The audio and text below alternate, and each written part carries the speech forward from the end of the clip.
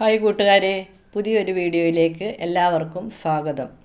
നമ്മളിന്ന് ഉണ്ടാക്കാൻ പോകുന്നത് ഒരു മാമ്പഴ പുളിശ്ശേരിയാണ്. അതിനായിട്ട് നന്നായി പഴുത്ത 5 മാങ്ങ അല്പം വെള്ളം ഒഴിച്ച് വേവിച്ചെടുക്കണം. അതിലേക്ക് കുറച്ച് ശർക്കര പാനിയാക്കിയത് കൂടി ഒഴിച്ചു കൊടുക്കണം.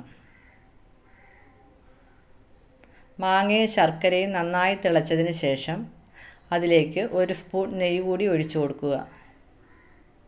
എല്ലാം കൂടി നന്നായി തിളയ്ക്കുന്ന സമയം കൊണ്ട് കുറച്ച് തേങ്ങ ചിരകിയത്, 1/4 ടീസ്പൂൺ മഞ്ഞൾപ്പൊടി, 1/2 ടേബിൾ സ്പൂൺ കാശ്മീരി മുളക് പൊടി, കുറച്ച് തൈര് എന്നിവ ചേർത്ത് നല്ല വെണ്ണ പോലെ അരച്ചെടുക്കുക.